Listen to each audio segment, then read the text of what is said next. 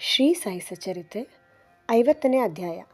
ಕಾಕಾಸಾಹೇಬ ದೀಕ್ಷಿತ ಶ್ರೀ ಟೀಂಬೆ ಬಲರಾಮ ದುರಂದರ ಅವರ ಅನುಭವಗಳು. ದಾಬೋಲಕರ ವಿರಚಿತ ಮೂಲ ಸಚ್ಚರಿತೆಯ 50ನೇ ಅಧ್ಯಾಯವು 39ನೇ ಅಧ್ಯಾಯದ ವಿಷಯವನ್ನೇ ಕುರಿತು ಪ್ರಸ್ತಾಪಿಸಿರುವುದರಿಂದ ಅದನ್ನು ಅದರೊಡನೆಯೇ ಸೇರಿಸಿ ಅದರ 51ನೇ ಅಧ್ಯಾಯವನ್ನು ಇಲ್ಲಿ 50ನೇ ಅಧ್ಯಾಯವನ್ನಾಗಿ ತೆಗೆದುಕೊಂಡಿದೆ.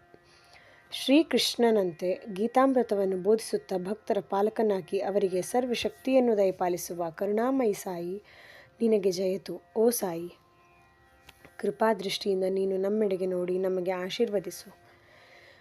ಮಲೆಗಿರಿಯಲ್ಲಿ ಚಂದನ ಮರಗಳು ಉಷ್ಣತೆಯನ್ನು ಹೋಗಲಾಡಿಸುವಂತೆ, ಮಾನವನಿಗೆ ಸುಖ ಸಂತಸಗಳನ್ನು ಕೊಡಲು ಭೂಮಿಯ ಮೇಲೆ ಮಳೆಯಾಗುವಂತೆ, ಅಥವಾ ವಸಂತ ಋತುವಿನಲ್ಲಿ ಪರಮಾತ್ಮನ ಪೂಜೆಗೆ ಸುಮನ ಪ್ರಕಟವಾಗುವಂತೆ ಈ ಸಾಯಿ ಚರಿತ್ರೆಯನ್ನು ಕೇಳುವವರಿಗೂ ಹೇಳುವವರಿಗೂ ಸುಖ ಶಾಂತಿಗಳು ದೊರಕುತ್ತವೆ. ಈ ಮಾತನ್ನು ನಿದರ್ಶಿಸುವ ಘಟನೆಯನ್ನು ಪರೀಕ್ಷಿಸೋಣ. ಕಾಕಾಸಾಹೇಬ ದೀಕ್ಷಿತ ಶ್ರೀಹರಿ ಸೀತಾರಾಮ ಅಥವಾ ಕಾಕಾಸಾಹೇಬ ದೀಕ್ಷಿತರು 1864ರಲ್ಲಿ ಜನ್ಮ ತಾಳಿದರು. ಅವರ ಪ್ರೈಮರಿ ವ್ಯಾಸಂಗವು ಖಾಂಡ್ವಾದಲ್ಲಿಯೂ ಮತ್ತು ಹಿಂಗನಘಾಟದಲ್ಲಿಯೂ, ಸೆಕೆಂಡರಿ ವ್ಯಾಸಂಗವು ನಾಗಪುರದಲ್ಲಿಯೂ ಆಯಿತು.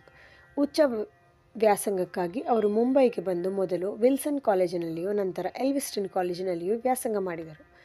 ಪದವೀಧರರಾದ ನಂತರ 1883ರಲ್ಲಿ ಕಾಯ್ದೆ ಮತ್ತು ಸಾಲಿಸಿಟರ್ ಪರೀಕ್ಷೆ ಮಾಡಿಕೊಂಡು ಕೆಲವು ಕಾಲ ಮೆಸ್ಸರ್ಸ್ ಲಿಟರ್ ಆ್ಯಂಡ್ ಕಂಪನಿ ಸಾಲಿಸಿಟರ್ ಆಗಿ ಕೆಲಸ ಮಾಡಿದರು. ಅನಂತರ ತಮ್ಮದೇ ಆದ ಸಾಲಿಸಿಟರ್ ಸಂಸ್ಥೆ ಆರಂಭಿಸಿದರು. 1909ರ ತನಕ ಇವರಿಗೆ ಬಾಬಾ ಅವರ ಹೆಸರೇ ಗೊತ್ತಿರಲಿಲ್ಲ. ನಂತರ ಅವರು ಲೋಣಾವಳದಲ್ಲಿ ತಂಗಿದ್ದಾಗ ತಮ್ಮ ಹಳೆಯ ಸ್ನೇಹಿತರಾದ ಶ್ರೀ ನಾನಾ ಸಾಹೇಬ ಚಾಂದೋರ್ಕರ ಅವರ ಸಂಪರ್ಕವಾಗಿ ಬಾಬಾ ಅವರ ಪರಮ ಭಕ್ತರಾದರು. ಅದು ಹೇಗೆಂಬುದನ್ನು ನೋಡೋಣ. 1909ರಲ್ಲಿ ದೀಕ್ಷಿತ ಮತ್ತು ಚಾಂದೋರ್ಕರ ಅವರ ಭೇಟಿಯಾಗಿ ಇಬ್ಬರು ಮಾತನಾಡುತ್ತಾ ಕುಳಿತರು.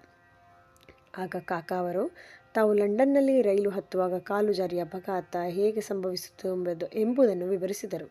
ಎಷ್ಟೋ ಚಿಕಿತ್ಸೆ ಮಾಡಿಸಿದರೂ ಕಾಲು ಸರಿ ಹೋಗಲಿಲ್ಲ ಎಂದು ಹೇಳಿದರು. ಆಗ ನಾನಾ ಅವರು ಕಾಕಾ ಅವರಿಗೆ ಕಾಲು ನೋವು ಗುಣವಾಗಿ ಕುಂಟುವುದು ತಪ್ಪಬೇಕಾಗಿದ್ದರೆ ಶ್ರೀ ಸದ್ಗುರು ಸಾಯಿಬಾಬಾ ಅವರ ದರ್ಶನ ಮಾಡಲು ಸಲಹೆ ಮಾಡಿದರು. ಅವರು ಬಾಬಾ ಅವರ ಬಗ್ಗೆ ಸಮಸ್ತ ವಿಷಯಗಳನ್ನು ತಿಳಿಸಿದರು. ಅವರು, ನನ್ನ ಭಕ್ತರು ಎಷ್ಟೇ ದೂರದಲ್ಲಿರಲಿ, ಸಪ್ತ ಸಮುದ್ರಗಳ ಆಚೆ ಇರಲಿ, ಅವರನ್ನು ಗುಬ್ಬಿಯ ಕಾಲಿಗೆ ಹುಡುಗರು ದಾರ ಕಟ್ಟಿ ಎಳೆದು ತರುವಂತೆ ನಾನು ಅವರನ್ನು ಬರಮಾಡಿಕೊಳ್ಳುತ್ತೇನೆ ಎಂಬ ವಚನವನ್ನು ಹೇಳಿದರು. ಆಗ ಕಾಕಾ ಅವರು ಇದನ್ನು ಕೇಳಿ ಸಂತಸದಿಂದ ಬಾಬಾ ಅವರಲ್ಲಿಗೆ ಹೋಗಿ ಅವರ ದರ್ಶನ ಪಡೆದು, ಈ ಕಾಲಿನ ಕುಂಟುತನ ಗುಣವಾಗದಿದ್ದರೂ ಅಡ್ಡಿಯಿಲ್ಲ, ಆದರೆ ನನ್ನ ಚಪಲ ಬುದ್ಧಿಯನ್ನು ಸ್ಥಿಮಿತಗೊಳಿಸಿ ನನಗೆ ನಿತ್ಯಾನಂದವನ್ನು ದೊರಕಿಸಿಕೊಡುವಂತೆ ಪ್ರಾರ್ಥಿಸುತ್ತೇನೆ ಎಂದರು. ಇದಾದ ಕೆಲವು ಕಾಲದ ನಂತರ ಕಾಕಾ ಸಾಹೇಬರು ಮುಂಬಯಿಯ ಶಾಸನ ಸಭೆಯ ಸದಸ್ಯತ್ವಕ್ಕೆ ಮತ ಪಡೆಯಲು ಅಹಮದ್ ನಗರಕ್ಕೆ ಬಂದು ಸರದಾರ ಕಾಕಾ ಸಾಹೇಬ ಮಿರಿಕರ ಅವರೊಡನೆ ತಂಗಿದ್ದರು. ಆ ಸಮಯಕ್ಕೆ ಸರಿಯಾಗಿ ಕೊಪ್ಪರಗಾಂವದಲ್ಲಿ ಮಾಮೂಲಿದಾರರಾಗಿದ್ದ ಕಾಕಾ ಸಾಹೇಬರ ಪುತ್ರ ಶ್ರೀ ಬಾಳಾ ಸಾಹೇಬ ಮಿರಿಕರ ಅವರು ಅಲ್ಲಿಗೆ ಬಂದರು. ಚುನಾವಣೆ ಕೆಲಸದ ನಂತರ ಕಾಕಾ ಅವರು ಶಿರಡಿಗೆ ಹೋಗಬೇಕೆಂದು ಯೋಚಿಸಿದ್ದರು. ದೀಕ್ಷಿತರ ಜೊತೆಗೆ ಯಾರನ್ನು ಕಳುಹಿಸಬೇಕೆಂದು ಮಿರಿಕರ ಅವರು ಯೋಚಿಸುತ್ತಿದ್ದರು. ಆಗ ಶಿರಡಿಯಲ್ಲಿ ಆಗಲೇ ಬಾಬಾ ಇವರ ಆಗಮನವನ್ನು ಕಾಯುತ್ತಿದ್ದರು.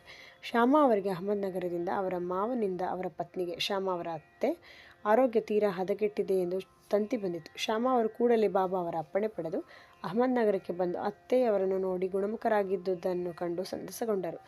ನಾನಾ ಸಾಹೇಬ ಪಾನಸೆ ಮತ್ತು ಅಪ್ಪ ಸಾಹೇಬ ಗದ್ರೆ ಅವರು ಅಹಮದ್ ನಗರದಲ್ಲಿ ಆಗ ನಡೆದಿದ್ದ ಕುದುರೆಗಳ ಪ್ರದರ್ಶನಕ್ಕೆ ಹೋಗುವಾಗ ದಾರಿಯಲ್ಲಿ ಶ್ಯಾಮ ಅವರನ್ನು ಸಂಧಿಸಿ ಕಾಕಾ ಸಾಹೇಬ ಮಿರಿಕರ ಅವರ ಮನೆಗೆ ಹೋಗಿ, ಶಿರಡಿಗೆ ಹೋಗುವಾಗ ಕಾಕಾ ಸಾಹೇಬ ದೀಕ್ಷಿತರನ್ನು ಕರೆದುಕೊಂಡು ಹೋಗಿ ಎಂದರು.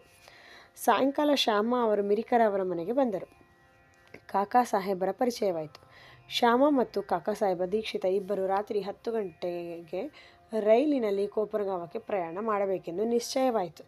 ಇದಾದ ನಂತರ ಒಂದು ವಿಸ್ಮಯಕಾರಿ ಸಂಗತಿ ನೆರವೇರಿತು. ಬಾಳಾ ಸಾಹೇಬರು ಬಾಬಾ ಅವರ ಫೋಟೋಕ್ಕೆ ಹಾಕಿದ್ದ ತೆರೆಯನ್ನು ತೆಗೆದು ಕಾಕಾ ದೀಕ್ಷಿತರಿಗೆ ತೋರಿಸಿದರು. ಶಿರಡಿಗೆ ಹೋಗಿ ಕಾಣಬೇಕೆಂದಿದ್ದ ಬಾಬಾ ಅವರು ಆಗಲೇ ಫೋಟೋದ ರೂಪದಲ್ಲಿ ಈ ಸಂದರ್ಭದಲ್ಲಿ ತಮ್ಮನ್ನು ಸ್ವಾಗತಿಸುತ್ತಿದ್ದಾರೆಂದು ಕಾಕಾ ದೀಕ್ಷಿತ ಭಾವಿಸಿದರು. ಆ ಫೋಟೋ ಮೇಘ ಅವರಿಗೆ ಸೇರಿದ್ದುದು. ಅದರ ಗಾಜು ಒಡೆದು ಹೋಗಿದ್ದರಿಂದ ಮೇಘ ಅದನ್ನು ಸರಿಪಡಿಸುವುದಕ್ಕಾಗಿ ಶ್ಯಾಮ ಅವರ ಕೈಯಲ್ಲಿ ಕೊಟ್ಟು ಅಹಮದ್ ನಗರಕ್ಕೆ ಕಳುಹಿಸಿದ್ದರು. ಅದು ಸರಿಯಾಗಿ ಕಾಕಾ ಮತ್ತು ಶ್ಯಾಮ ಅವರ ಸಂಗಡ ಶಿರಡಿಗೆ ಹೊರಟಿತು.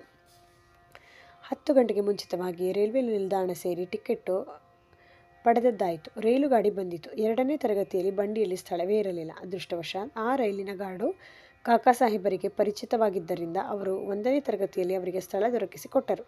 ಹೀಗೆ ಪ್ರಯಾಣ ಮಾಡಿ ಇಬ್ಬರು ಕೋಪರ್ಗಾಂವದಲ್ಲಿ ಇಳಿದರು. ಅಲ್ಲಿ ಶಿರಡಿಗೆ ಹೊರಡಲನುವಾಗಿದ್ದ ನಾನಾ ಸಾಹೇಬರನ್ನು ಕಾಕಾ ಅಕಸ್ಮಾತ್ತಾಗಿ ಸಂಧಿಸಿದರು. ಆಗ ಅವರ ಆನಂದಕ್ಕೆ ಪಾರವೇ ಇರಲಿಲ್ಲ. ಕಾಕಾ ಮತ್ತು ನಾನಾ ಪರಸ್ಪರ ಆಲಿಂಗಿಸಿ ಪವಿತ್ರವಾದ ಗೋದಾವರಿ ತೀರ್ಥದಲ್ಲಿ ಮಿಂದು ಶಿರಡಿಗೆ ಹೊರಟರು. ಅಲ್ಲಿಗೆ ಬಂದ ನಂತರ ಬಾಬಾ ಅವರ ದರ್ಶನ ಪಡೆದರು. ಆ ಕ್ಷಣದಲ್ಲಿಯೇ ಅವರ ಮನಸ್ಸು ಕರಗಿ ನೇತ್ರಗಳಲ್ಲಿ ಆನಂದ ಬಾಷ್ಪ ಉಕ್ಕಿತು. ಆಗ ಬಾಬಾ ಅವರನ್ನು ಕುರಿತು, ನಿಮ್ಮನ್ನೇ ಎದುರು ನೋಡುತ್ತಿದ್ದೆ, ಆದುದರಿಂದಲೇ ಶ್ಯಾಮನನ್ನು ಕಳುಹಿಸಿದ್ದೆ ಎಂದರು. ಅನಂತರ ಕಾಕಾ ಅವರು ಅನೇಕ ವರ್ಷಗಳ ಕಾಲ ಬಾಬಾ ಅವರೊಡನೆ ಇದ್ದರು. ಅವರು ಶಿರಡಿಯಲ್ಲಿ ಒಂದು ವಾಡ ಕಟ್ಟಿಸಿ ಹೆಚ್ಚು ಕಡಿಮೆ ಶಿರಡಿಯಲ್ಲಿಯೇ ವಾಸ ಮಾಡತೊಡಗಿದರು. ಬಾಬಾ ಅವರಿಂದ ಅವರು ಪಡೆದ ಅನುಭವಗಳು ಸಾವಿರಾರು. ಆದ್ದರಿಂದ ಅವೆಲ್ಲವುಗಳನ್ನು ಇಲ್ಲಿ ವಿವರಿಸಲು ಅಸಾಧ್ಯ. ಆದುದರಿಂದ ವಾಚಕರು ಸಾಯಿಲೀಲಾ ಪತ್ರಿಕೆಯ 12ನೇ ಸಂಪುಟದ 6ರಿಂದ 9ನೇ ಸಂಚಿಕೆಗಳನ್ನು ಓದಬಹುದು. ಕೊನೆಯಲ್ಲಿ ನಿನ್ನನ್ನು ವಿಮಾನದಲ್ಲಿ, ಅಂದರೆ ನಿರಾಯಾಸವಾದ ಮರಣ, ಕರೆದುಕೊಂಡು ಹೋಗುತ್ತೇನೆ ಎಂದು ಬಾಬಾ ಕಾಕಾ ಸಾಹೇಬ ದೀಕ್ಷಿತರಿಗೆ ಹೇಳಿದ್ದರು. ಇದು ನಿಜವಾಯಿತು. 1926ನೇ ಜುಲೈ 5ನೇ ತಾರೀಕು ಅವರು ಹೇಮಾಡ ಪಂತರೊಡನೆ ಬಾಬಾ ಅವರ ಬಗ್ಗೆ ಮಾತನಾಡುತ್ತಾ ರೈಲಿನಲ್ಲಿ ಪ್ರಯಾಣ ಮಾಡುತ್ತಿದ್ದರು. ಆಗ ಒಮ್ಮೆಲೆ ಅವರು ಬಾಬಾ ಅವರಲ್ಲಿ ಶೀಘ್ರವಾಗಿ ಧ್ಯಾನಾಸಕ್ತರಾದಂತೆ ತೋರಿತು. ಕೂಡಲೇ ಅವರು ನಿರಾಯಾಸವಾಗಿ ತಮ್ಮ ತಲೆಯನ್ನು ಹೇಮಾಡ ಪಂತರ ಭುಜದ ಮೇಲೆ ಇಟ್ಟು ಇಹಲೋಕವನ್ನು ತ್ಯಜಿಸಿದರು. ಟೇಂಬೆ ಸ್ವಾಮಿ. ಈಗ ಸಂತರು ಹೇಗೆ ಪರಸ್ಪರ ಭ್ರಾತೃಪ್ರೇಮದಿಂದ ಇರುತ್ತಾರೆ ಎಂಬುದನ್ನು ಪರಿಶೀಲಿಸೋಣ. ಒಂದು ಸಾರಿ ಟೇಂಬೆ ಸ್ವಾಮಿ ಎಂದು ಪ್ರಸಿದ್ಧವಾದ ಶ್ರೀ ವಾಸುದೇವಾನಂದ ಸರಸ್ವತಿಯವರು ಗೋದಾವರಿ ತೀರದಲ್ಲಿ ರಾಜಮಹೇಂದ್ರಿಯಲ್ಲಿ ತಂಗಿದ್ದರು. ಅವರು ದತ್ತಾತ್ರೇಯ ಉಪಾಸಕರಾಗಿದ್ದರು. ಮಹಾಜ್ಞಾನಿಗಳು, ಯೋಗ ಸಂಪನ್ನರೂ ಆಗಿದ್ದರು. ನಾಂದೇಡದ ಪುಂಡಲೀಕರಾದ ವಕೀಲರು ಅವರನ್ನು ಕಾಣಲು ತಮ್ಮ ಸ್ನೇಹಿತರೊಂದಿಗೆ ಹೊರಟರು. ಅವರ ದರ್ಶನ ಪಡೆದರು. ಸಂಭಾಷಣೆ ನಡೆಯುತ್ತಿದ್ದಾಗ ಶ್ರೀ ಸಾಯಿಬಾಬಾ ಅವರ ವಿಷಯವೂ ಬಂದಿತು. ಬಾಬಾ ಅವರ ಹೆಸರನ್ನು ಕೇಳಿದೊಡನೆಯೇ ಸ್ವಾಮೀಜಿಯವರು ಅಲ್ಲಿಯೇ ನಮಸ್ಕಾರ ಮಾಡಿ ತೆಂಗಿನಕಾಯಿಯೊಂದನ್ನು ತೆಗೆದುಕೊಂಡು, ಇದನ್ನು ನನ್ನ ಸಹೋದರ ಶ್ರೀ ಸಾಯಿಬಾಬಾ ಅವರಿಗೆ ಅರ್ಪಿಸಿ ಮತ್ತು ನನ್ನನ್ನು ಮರೆಯದೆ ಪ್ರೀತಿಸುತ್ತೀರಿ ಎಂದು ಹೇಳಿರಿ ಎಂದು ತಿಳಿಸಿ ಪುಂಡಲೀಕರಾವ ಅವರಿಗೆ ಕೊಟ್ಟರು. ಸ್ವಾಮಿಗಳು ಬಾಬಾ ಅವರನ್ನು ಸಹೋದರರಂತೆ ಕರೆದುದು ಸರಿ, ಏಕೆಂದರೆ ಸ್ವಾಮೀಜಿಯವರು ಸಹ ಶಾಸ್ತ್ರಸಮ್ಮತವಾದ ಧ್ವನಿಯಲ್ಲಿ ಸದಾ ಅಗ್ನಿಯನ್ನು ಉರಿಸುತ್ತಿದ್ದರು. 1 ತಿಂಗಳ ಒಳಗಾಗಿ ಪುಂಡಲೀಕರಾವ ಅವರು 4 ಜನ ಮಿತ್ರರೊಡನೆ ತೆಂಗಿನಕಾಯಿ ತೆಗೆದುಕೊಂಡು ಬಂದರು. ಮನಮಾಡದಲ್ಲಿ ಇಳಿದಾಗ ಬಹಳ ಬಾಯಾರಿಕೆಯಾದುದರಿಂದ ಹತ್ತಿರವಿದ್ದ ಹಳ್ಳಕ್ಕೆ ನೀರು ಕುಡಿಯಲು ಹೋದರು. ಬರಿದಾದ ಹೊಟ್ಟೆ ಇದ್ದಾಗ ನೀರು ಕುಡಿಯಬಾರದೆಂದು ಖಾರದ ಅವಲಕ್ಕಿ ತಿನ್ನಲು ಆರಂಭ ಮಾಡಿದರು. ಅದರ ಜೊತೆಗೆ ತೆಂಗಿನಕಾಯಿ ಸೇರಿಸಿ ತಿಂದರೆ ಒಳ್ಳೆಯದೆಂದು ಕೆಲವರು ಹೇಳಿದರು. ಅದರಂತೆ ತೆಂಗಿನಕಾಯಿ ಒಡೆದು ಚೂರು ಮಾಡಿ ಅವಲಕ್ಕಿಯನ್ನು ಬೆರೆಸಿದರು. ಈ ತೆಂಗಿನಕಾಯಿಯನ್ನು ಟೇಂಬೆ ಸ್ವಾಮಿಯವರು ಬಾಬಾ ಅವರಿಗೆಂದು ಕೊಟ್ಟಿದ್ದರು. ಶಿರಡಿ ಸಮೀಪಿಸುತ್ತಲೇ ಆ ತೆಂಗಿನಕಾಯಿಯ ನೆನಪಾಯಿತು. ಹೆದರಿಕೆಯಿಂದ ನಡುಗುತ್ತಾ ಬಾಬಾ ಅವರ ಮುಂದೆ ನಿಂತರು. ಈ ಮೊದಲೇ ಬಾಬಾ ಅವರಿಗೆ ಈ ವಿಷಯ ತಿಳಿದಿತ್ತು. ಆದುದರಿಂದ ಕೂಡಲೇ ಅವರು ಪುಂಡಲೀಕರಾವ ಅವರನ್ನು ಕುರಿತು, ನನ್ನ ಬಂಧುವಿನಿಂದ ತಂದ ನನ್ನ ವಸ್ತು ಕೊಡು ಎಂದರು. ಆಗ ಪುಂಡಲೀಕರಾವ ಅವರು ಬಾಬಾ ಅವರ ಪಾದಗಳನ್ನು ಭದ್ರವಾಗಿ ಹಿಡಿದುಕೊಂಡು ತಮ್ಮ ಅಪರಾಧಕ್ಕೆ ನೊಂದುಕೊಂಡು ಅವರಲ್ಲಿ ಕ್ಷಮೆ ಬೇಡಿದರು. ಅದಕ್ಕೆ ಬದಲಾಗಿ ಬೇರೊಂದು ತೆಂಗಿನಕಾಯಿ ತರುವೆನು ಎಂದರು. ಆದರೆ ಬಾಬಾ ಅವರು ನಿರಾಕರಿಸಿ, ಆ ತೆಂಗಿನಕಾಯಿಯ ಬೆಲೆ ಸಾಮಾನ್ಯವಾದ ತೆಂಗಿನಕಾಯಿಯ ಬೆಲೆಗಿಂತ ಮಿಗಿಲಾದುದು, ಆ ಫಲದ ಯೋಗ್ಯತೆ ಬೇರೆ ಯಾವುದಕ್ಕೂ ಬರಲಾರದು ಎಂದು ಹೇಳಿ, ನೀನು ಚಿಂತಿಸಬೇಡ, ಶ್ರೀಫಲ ಮುಟ್ಟಿಸುವ ಕಾರ್ಯ ನನ್ನ ಅಭಿಲಾಷೆಯಂತೆ ನಿನಗೆ ವಹಿಸಲ್ಪಟ್ಟಿತು. ಕೊನೆಗೆ ನೀವು ದಾರಿಯಲ್ಲಿ ಅದನ್ನು ತಿಂದುಬಿಟ್ಟಿರಿ. ನಿನಗೇಕೆ ಅದರ ಹೊಣೆಗಾರಿಕೆ? ಸತ್ಕರ್ಮವಾಗಲಿ ದುಷ್ಕರ್ಮವಾಗಲಿ ಅದರ ಹೊಣೆ ನಿನಗೆ ಬೇಡ. ಅಹಂಭಾವವನ್ನು ತ್ಯಜಿಸು, ಆಗ ನಿನ್ನ ಪಾರಮಾರ್ಥಿಕ ಪ್ರಗತಿ ತ್ವರಿತಗೊಳ್ಳುತ್ತದೆ ಎಂದರು. ಬಾಳರಾಮ ದುರಂದರ.